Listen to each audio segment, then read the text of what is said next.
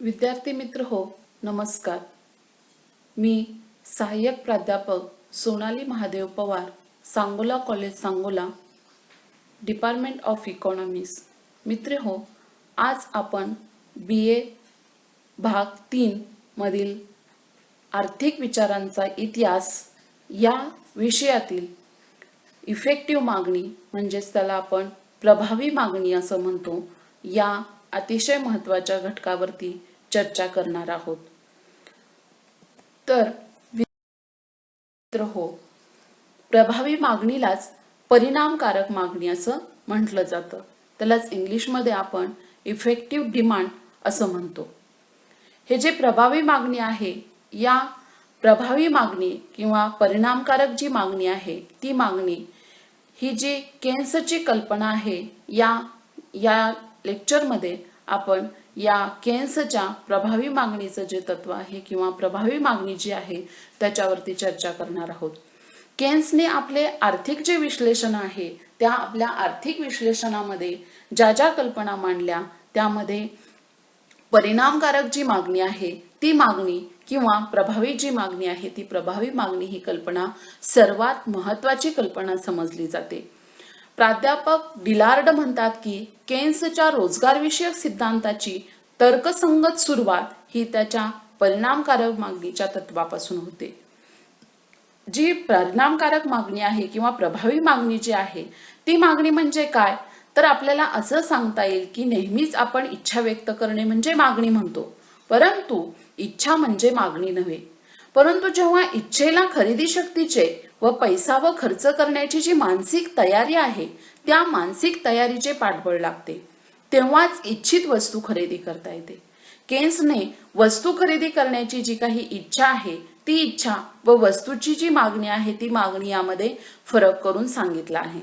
Keynes काय म्हणतो, Keynes म्हणतात की केवळ इच्छा म्हणजे मागणी नव्हे, तर जेव्हा वस्तू खरेदी करण्याच्या इच्छेला वस्तू खरेदी करण्यासाठी लागणाऱ्या आर्थिक व्यक्तीचे व पैसा खर्च करून वस्तू खरेदीच्या मानसिक तयारीचे पाठबळ लाभते, तेव्हाच काय होतं तर त्या इच्छेला मागणी जी आहे ती मागणी म्हणजे परिणामकारक मागणी असे म्हणतात. परिणामकारक जी मागणी आहे त्या परिणामकारक मागणीसाठी 3 गोष्टीची गरज आहे. त्या 3 गोष्टी कोणत्या आहेत, तर एक म्हणजे वस्तू खरेदी करण्याची इच्छा पाहिजे, 2 वस्तू खरेदी करण्यासाठी लागणारा आवश्यक पैसा पाहिजे म्हणजे आर्थिक जी कुवत आहे ती आर्थिक कुवत पाहिजे, आणि 3 म्हणजे पैसा खर्च करण्याची मानसिक जी तयारी आहे ती मानसिक तयारी पाहिजे. केन्सने जो मागणीचा विचार केला तो समग्र जो मागणी आहे त्या समग्र मागणीचा विचार केलेला आहे. समग्रलक्षी जे अर्थशास्त्र आहे त्या समग्रलक्षी अर्थशास्त्रात संपूर्ण समाजाचा विचार केला जातो, व्यक्तीचा विचार केला जात नाही. म्हणून परिणामकारक मागणीचा सिद्धांत मांडताना केन्सने समग्रलक्षी जे अर्थशास्त्र आहे त्या समग्रलक्षी अर्थशास्त्राचा विचार केला आहे. संपूर्ण समाजाची जी एकूण मागणी आहे ती एकूण मागणी विचारात घेतली आहे. परिणामकारक मागणी म्हणजे संबंध समाजाची जी वस्तू आहे किंवा ज्या सेवा आहेत त्या वस्तू व सेवांना असलेली एकूण मागणी होय. त्यामुळे परिणामकारक मागणी ही समाजाकडून विविध वस्तू व सेवांवर जेवढा एकूण पैसा खर्च केला जातो तो आकडा दर्शवते. त्यामुळे काय होतं तर परिणामकारक मागणी बरोबर काय एकूण खर्च असं म्हटलं जातं. समाजाने विविध ज्या वस्तू आहेत त्या विविध वस्तू व सेवांच्या खरेदीसाठी पैसा खर्च केला. तो पैसा वस्तू व सेवांचे जे उत्पादन आहे ते उत्पादन करणाऱ्या समाजातील उत्पादन घटकांच्या हातात खंड, वेतन, व्याज व नफा या स्वरूपात जातो. आणि परिणामकारक मागणी म्हणजे वस्तू व सेवांची पैसा खर्च करून खरेदी करण्याची समाजाची मागणी होय. त्यामुळं समाजाची जेवढी परिणामकारक मागणी असते तेवढे उत्पादन निर्माण करून समाजात आणतो. परिणामकारक जी मागणी आहे ही परिणामकारक मागणी ही काय करत असते तर रोजगार निर्माण करते. यामुळे आपल्याला काय म्हणता येईल, परिणामकारक मागणी बरोबर रोजगार असेही आपणास म्हणता येईल. तर हो, हे जे परिणामकारक मागणीचे तत्व आहे किंवा प्रभावी मागणीचे जे तत्व आहे त्या तत्वाविषयी सविस्तर सांगत असताना आपल्याला ही गोष्ट सांगता येईल की परिणामकारक जी मागणी आहे त्या परिणामकारक मागणीमुळे काय होत असतो तो रोजगार निर्माण होतो. या म्हणजेच आपल्याला काय म्हणता येईल, याचाच अर्थ अर्थव्यवस्थेत रोजगार निर्माण होणे ही बाब परिणामकारक मागणीवर अवलंबून असते. त्यामुळे केन्सने असं प्रतिपादन केलं की अर्थव्यवस्थेत जर परिणामकारक मागणीची कमतरता असेल तर अर्थव्यवस्थेत काय होत असते, बेकारी निर्माण होते. त्यामुळे त्यानं पुढं असंही प्रतिपादन केलं की अर्थव्यवस्थेतील बेकारी दूर करावयाची असेल तर परिणामकारक मागणीत वाढ घडवून आणणे हा एकमेव उपाय आहे. भांडवलशाही अर्थव्यवस्थेत नेहमी बेकारी आढळून येते, परंतु प्रभावी मागणीची कमतरता जी आहे ती कमतरता असेल तर बेकारी निर्माण होत असते. याचा अर्थ भांडवलशाही अर्थव्यवस्थेत परिणामकारक मागणीची जी कमतरता आहे ती कमतरता आपल्याला असलेली दिसून येते. याचं कारण काय सांगता येईल तर ज्या प्रमाणात राष्ट्रीय उत्पन्न वाढले असेल त्यापेक्षा कमी उपभोग वाढतो, कारण राष्ट्रीय उत्पन्न वाढल्याने लोकांच्या हाती जेवढा पैसा जातो त्यातील सगळा पैसा उपभोगावर खर्च करत नाहीत, तर त्यातील काही भाग जो आहे तो काही भाग उपभोगावर खर्च करतात व शिल्लक जी आहे त्या शिल्लक पैशाची काय करत असतात, बचत करतात. अशा प्रकारे देशात जेवढे राष्ट्रीय उत्पन्न वाढलेले असेल तेवढा उपभोग वाढत नाही. त्यामुळं अर्थव्यवस्थेत राष्ट्रीय उत्पन्न व उपभोग यामध्ये तफावत निर्माण होते आणि परिणामकारक मागणीची जी कमतरता आहे ती कमतरता निर्माण झाली की देशामध्ये बेकारी जी आहे ती बेकारी निर्माण होते. म्हणून केन्सने असं सुचवलं आहे की राष्ट्रीय उत्पन्न व उपभोग यांच्यामध्ये जेवढी तफावत पडलेली असते तेवढ्या रकमेची वास्तव गुंतवणूक केली की जेवढ्या परिणामकारक मागणी कमतरता निर्माण झालेली असते तेवढी परिणामकारक मागणी अर्थव्यवस्थेत भरून निघते. आणि अशा प्रकारे परिणामकारक मागणीची कमतरता भरून निघाली की देशातील बेकारी जी आहे ती बेकारी काय होत असते, दूर होत असते. हे आपल्याला परिणामकारक मागणीचे जे तत्व आहे त्या तत्वामध्ये सविस्तरपणे सांगता येईल. विद्यार्थी मित्रांनो, ही जी परिणामकारक मागणी आहे किंवा ही जी प्रभावी मागणी आहे त्याला आपण इफेक्टिव्ह डिमांड म्हणतो. ह्या इफेक्टिव्ह डिमांडचे किंवा प्रभावी मागणी ठरविण्यासाठी काही घटक आहेत, ते 2 घटक आहेत. म्हणजे प्रभावी मागणी जी आहे ती या 2 घटकावरती ठरत असते. त्यातले ते 2 घटक कोणते आहेत तर एकूण मागणी फल, त्यालाच आपण ऍग्रीगेट डिमांड फंक्शन म्हणतो, आणि दुसरं आहे ते एकूण पुरवठा फल, त्याला आपण ऍग्रीगेट डिमांड फंक्शन असं म्हणतो. यानंतर मित्र हो, हे जे एकूण मागणी फल आहे आणि एकूण पुरवठा फल आहे याची आपण सविस्तर चर्चा करूयात. एकूण मागणी फल जे आहे म्हणजे भांडवलशाही जी अर्थव्यवस्था आहे त्या भांडवलशाही अर्थव्यवस्थेतील प्रत्येक उत्पादक आपली जी उत्पादित वस्तू आहे त्या आपल्या उत्पादित वस्तूला किती मागणी येईल व त्या वस्तूंची विक्री केल्यानंतर किती उत्पन्न मिळेल याचा अंदाज जो आहे तो याचा अंदाज बांधतो. व अपेक्षित उत्पन्नातून अपेक्षित खर्च जो आहे तो खर्च वजा केल्यानंतर नफा शिल्लक राहतो. आणि एकूण मागणी म्हणजे अर्थव्यवस्थेत रोजगाराच्या वेगवेगळ्या ज्या पातळ्या आहेत ती पातळी असताना त्या वेगवेगळ्या पातळ्यांना जेवढे उत्पादन निर्माण होऊ शकते तेवढे उत्पादन विकून त्याच्या विक्रीपासून जेवढे उत्पन्न अपेक्षित असेल तेवढे अपेक्षित उत्पन्न जे आहे ते दर्शवणारे कोष्टक किंवा पत्रक म्हणजेच एकूण मागणी फल आपल्याला असं सांगता येईल. हे आपल्याला एकूण मागणी फलाचे जो अर्थ आहे तो अर्थ अशा पद्धतीने आपल्याला सांगता येईल. मित्रांनो, हे जे फलक आहे, हे जे कोष्टक आहे ते कोष्टक आपण कशा पद्धतीचं आहे, काय आहे त्याच्यामध्ये ते बघूया. ज्याला आपण एकूण मागणी फलन पत्रक किंवा एकूण मागणी फलन कोष्टक असं म्हणूया. इथं आपण रोजगाराची पातळी दिलेली आहे, लाखामध्ये ती दिली आहे, आणि मागणी किंमत जी आहे ती कोटी रुपयामध्ये दिली आहे. हे जे कोष्टक आहे या कोष्टकामध्ये रोजगारीची जी पातळी आहे त्या पातळीत वाढ झाल्यास एकूण मागणी किंमत वाढते, उलट रोजगार पातळीत घट झाल्यास एकूण मागणी किंमत सुद्धा घटते. जेव्हा 5 लाख लोकांना रोजगार दिला जातो तेव्हा 30 कोटींची गुंतवणूक होते. अशा रीतीने एकूण मागणी फलन म्हणजे निरनिराळ्या रोजगारीच्या पातळीमुळे निर्माण झालेल्या उत्पादनाची विक्री फलन येणाऱ्या अपेक्षित किमतीचे कोष्टक होय. आणि रोजगार जो आहे त्या रोजगारात वाढ होईल त्याप्रमाणे अपेक्षित उत्पन्न जे आहे ते अपेक्षित उत्पन्न वाढते, कारण रोजगार वाढल्याने उत्पादन वाढते व त्यावर होणारा ग्राहकाचा खर्च जो आहे तो खर्च वाढतो. एकंदरीत विद्यार्थी मित्रांनो, आपल्याला एकूण मागणी फलनाच्या पत्रकामध्ये काय सांगता येईल तर रोजगाराची जी पातळी आहे त्या रोजगाराच्या पातळीत घट झाल्यास एकूण मागणी घटते आणि त्याच्यामध्ये वाढ झाली तर त्याच्या किमतीमध्ये सुद्धा वाढ होत असते, हे आपल्याला या कोष्टकावरून सांगता येईल. मित्रांनो, आपण याच कोष्टकावरून आकृती काढलेली आहे. त्या आकृती अशा प्रकारे आपल्याला सांगता येईल. या आकृतीमध्ये दाखवल्याप्रमाणे एकूण मागणी वक्र जो आहे, हा वक्र हा म्हणजे जेवढे अधिक कामगार कामावर घेतले जातात तेवढे अपेक्षित उत्पन्न जास्त राहते, म्हणून उत्पादन वाढताना रोजगार व उत्पन्न या दोहोत काय होत असते, वाढ होत असते. हे आपल्याला या आकृतीवरून सांगता येईल. मित्र हो, आपण आता एकूण मागणी फल पाहिलं. आता आपण दुसरा जो घटक आहे, प्रभावी मागणीवर परिणाम करणारा जो दुसरा घटक आहे किंवा प्रभावी मागणी जी आहे ती ज्या घटकावरून ठरते, तो दुसरा घटक आहे, तो म्हणजे एकूण पुरवठा फल. एकूण पुरवठा फल म्हणजे काय सांगता येईल आपल्याला, तर अर्थव्यवस्थेत रोजगाराच्या वेगवेगळ्या ज्या पातळ्या असतात, त्या वेगवेगळ्या पातळ्या असताना त्या वेगवेगळ्या पातळ्यांना जेवढे उत्पादन होऊ शकते तेवढे उत्पादन विकून त्याच्या विक्रीपासून जेवढे उत्पन्न मिळणे आवश्यक आहे तेवढे आवश्यक उत्पन्न दर्शवणारे कोष्टक किंवा पत्रक म्हणजे एकूण पुरवठा होय. उत्पादक उत्पादन घटकांना कामावर घेत असताना वस्तूचे उत्पादन करताना येणारा एकूण खर्च भरून निघावा अशी उत्पादकाची अपेक्षा असते. या किमान अपेक्षित किमतीला केन्स एकूण पुरवठा किंमत म्हणतात. एकूण पुरवठा किंमत ही वस्तूच्या उत्पादन खर्चा इतकी असते. रोजगाराची पातळी वाढली असता उत्पादन खर्च वाढतो व रोजगाराची पातळी कमी झाली असता काय होतं, तर एकूण पुरवठा किंमत कमी होते. निरनिराळ्या रोजगारीच्या पातळीला असलेल्या निरनिराळ्या पुरवठा किमती दर्शवणाऱ्या कोष्टकाला काय म्हटलं जातं, एकूण पुरवठा कोष्टक असं म्हटलं जातं.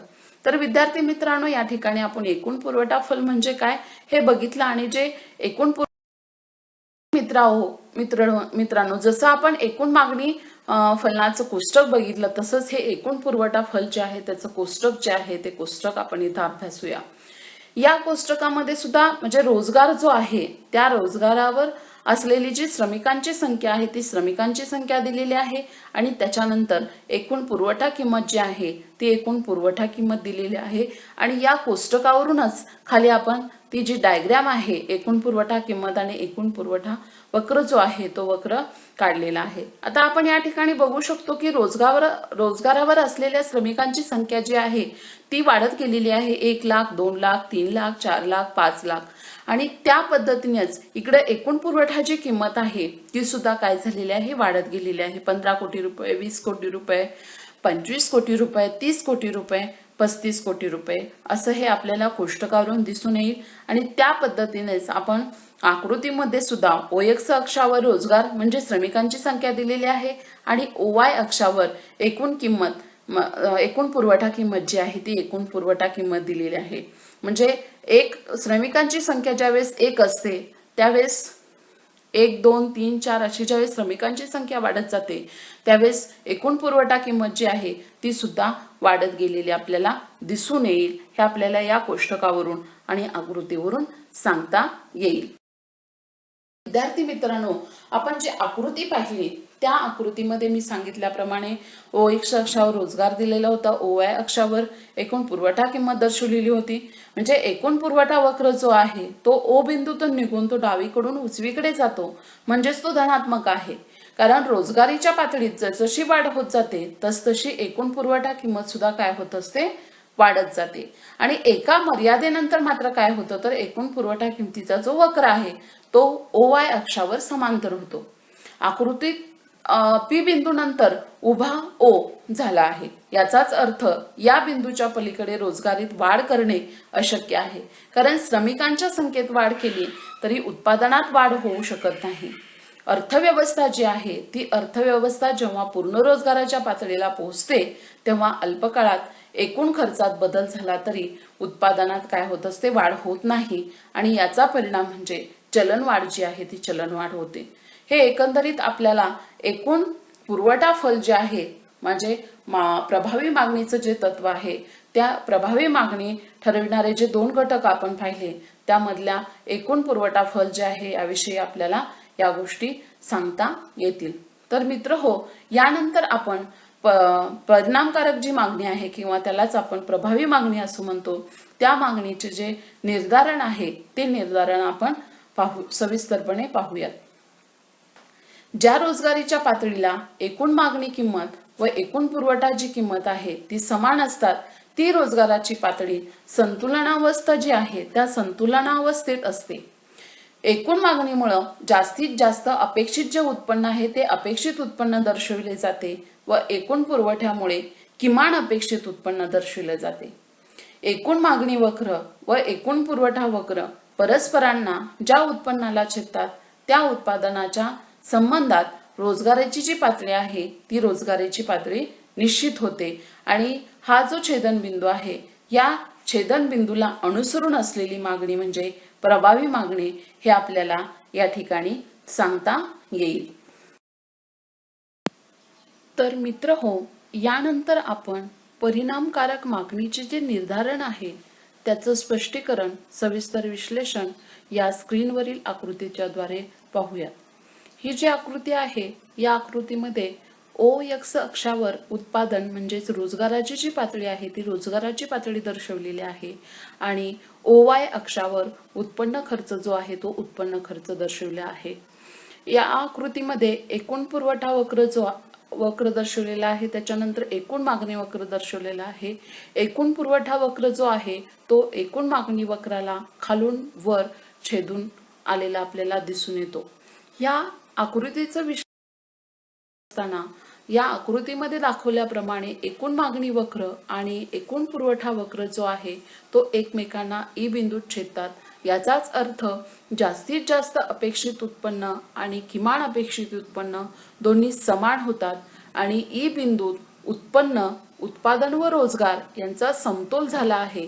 जर उत्पादन OQ पेक्षा कमी झाले असेल तर म्हणजेच OQ 2 इतके झाले असेल तर मागणी SQ2 व पुरवठा OD झाला तर उद्योग संस्थेला SD इतका अधिक फायदा होईल. या अतिरिक्त लाभामुळे उत्पादन वाढून रोजगार वाढेल. केन्सच्या मते उत्पादन व रोजगार यांचा सरळ, प्रत्यक्ष व प्रमाणशील संबंध असतो. समजा उत्पादन OQ पेक्षा OQ1 इतके आहे तर उद्योग संस्थेला MN एवढा तोटा होईल. त्यामुळे उत्पादक उत्पादन कमी करतील व रोजगार कमी होईल. EQ ही समतोलाची रोजगार पातळी ठरेल.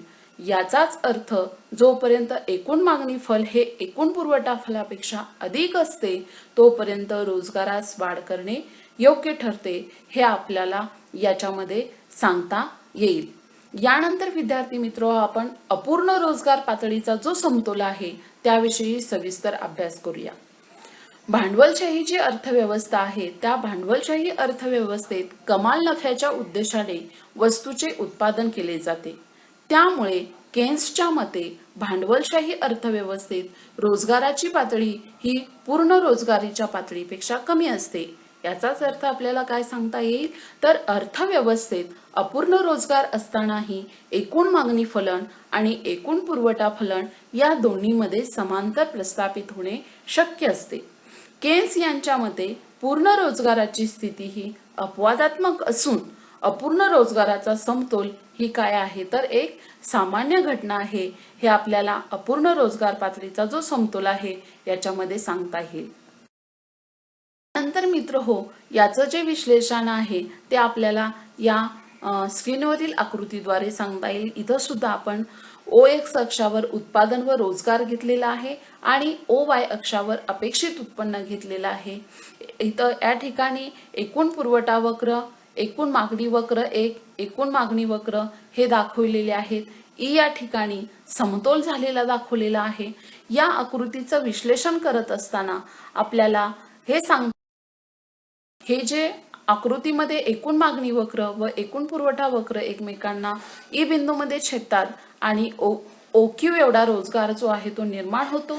परंतु अर्थव्यवस्थेत रोजगार हवी असणारी माणसे OQ1 एवढी आहेत, परंतु ई बिंदूत समतोल असल्याने OQ एवढ्या लोकांना रोजगार प्राप्त होतो, म्हणजेच OQ1 एवढे लोक बेकार राहतात.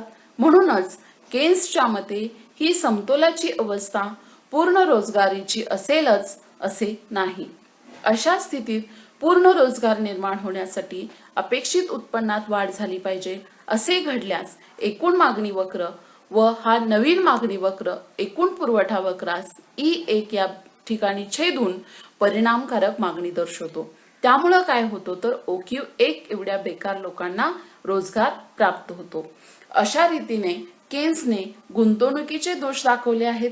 नफ्याचा अभाव जो आहे त्या नफ्याच्या अभावामुळे गुंतवणूक वाढत नाही, यासाठी खऱ्या अर्थाने पूर्ण रोजगार प्रस्थापित होऊन बेकारी नष्ट होण्यासाठी सरकारने काय केलं पाहिजे तर हस्तक्षेप केला पाहिजे आणि तो हस्तक्षेप करून गुंतवणूक वाढ केली पाहिजे। केन्स यांनी पुरवठा फलनापेक्षा मागणी फलनाला काय केलेलं आहे अधिक महत्त्व दिलं। पूर्ण रोजगार निर्माण करण्यासाठी सरकारी खर्च व गुंतवणूक काय असते तर आवश्यक असते, हे इथं या ठिकाणी आपल्याला सांगता येईल। नंतर मित्र हो, आपण परिणामकारक मागणी म्हणजे त्याला आपण प्रभावी मागणी असं म्हणतो, त्या प्रभावी मागणीचं जे महत्त्व आहे ते महत्त्व आपण इथं अभ्यास करणार आहोत। काही महत्त्वाच्या मुद्द्यांद्वारे प्रभावी मागणी कशा प्रकारची महत्त्वाची आहे ते आपण इथं पाहणार आहोत। त्यातला पहिला मुद्दा आहे तो म्हणजे सेच्या बाजारपेठेचा नियम जो आहे त्या नियमाचा अपुरेपणा। सेच्या बाजारपेठेच्या नियमाचे खंडन केले आहे। पुरवठा स्वतःची मागणी निर्माण करत नाही, कारण केन्सच्या मते वाढलेले सर्वच उत्पन्न समाज उपभोगावर खर्च करत नाही किंवा बचत केलेले सर्वच उत्पन्न सर्वच गुंतवले जाईल असे नाही। त्यामुळे समाजाचा एकूण प्रत्यक्ष खर्च म्हणजे त्याला आपण एकूण मागणी किंमत असं म्हणू उत्पादनापेक्षा कमी होते आणि अशा प्रकारे मागणीत होणारी न्यूनता समाजात रोजगाराची पातळीही कमी करेल। हे आपल्याला पहिल्या मुद्द्याद्वारे मागणीचं जे महत्त्व आहे प्रभावी मागणीचं जे महत्त्व आहे ते सांगता येईल। त्याच्यानंतर दुसरा मुद्दा आहे अपूर्ण रोजगार समतोल। भांडवलशाही अर्थव्यवस्थेत अपूर्ण रोजगाराच्या स्थितीत समतोल साध्य करण्यासाठी गुंतवणुकीत सातत्यपूर्ण वाढ होणे आवश्यक आहे। त्याच्यानंतर तिसरा मुद्दा आहे रोजगार निर्धारण करणारे घटक। परिणामकारक मागणीतील वाढ ही रोजगार निर्मितीला प्रोत्साहन देण्याचे काम करते। इच्छा, आर्थिक शक्ती व मानसिक तयारी यामुळे प्रभावी मागणी निर्माण होते आणि हे तिन्ही घटक जेव्हा प्रभावी होतील तेव्हाच प्रभावी मागणी निर्माण होते। त्याच्यानंतर चौथा मुद्दा जो आहे तो म्हणजे गुंतवणुकीचे अनन्यसाधारण महत्त्व। केन्सने आपल्या सिद्धांतात गुंतवणुकीला सर्वात जास्त महत्त्व दिले आहे। गुंतवणूक उत्पादन वाढीला प्रेरणा देतात, उत्पादन घटकाची मागणी वाढते आणि उत्पन्नात वाढ होते, म्हणून गुंतवणूक होणे काय असते महत्त्वाचे असते। हे या मुद्द्याद्वारे मागणीचं जे प्रभावी मागणीचं जे महत्त्व आहे ते आपल्याला सांगता येईल। नंतर मित्र हो, पाचवा मुद्दा आहे तो म्हणजे भांडवलाची सीमांत कार्यक्षमता। भांडवलाची सीमांत कार्यक्षमता हा घटक उत्पादकाच्या नफ्यासंबंधीच्या अपेक्षा व भांडवली वस्तूंचा पुनर्स्थापन खर्च जो आहे तो खर्च या दोहोंवर अवलंबून असतो। त्याच्यानंतर सहावा मुद्दा आहे तो म्हणजे सरकारी हस्तक्षेप। प्रभावी मागणीत वाढ घडवून आणण्यासाठी मुख्यतः गुंतवणूक खर्च वाढवणे आवश्यक आहे। गुंतवणूक कमी झाल्यास परिणामकारक मागणीत न्यूनता निर्माण होऊन बेरोजगार निर्माण होतो आणि तो बेरोजगार दूर करण्यासाठी सरकारने हस्तक्षेप करून गुंतवणूक खर्च वाढवला पाहिजे। त्यानंतर 7 संपन्नतेत विरोधाभास।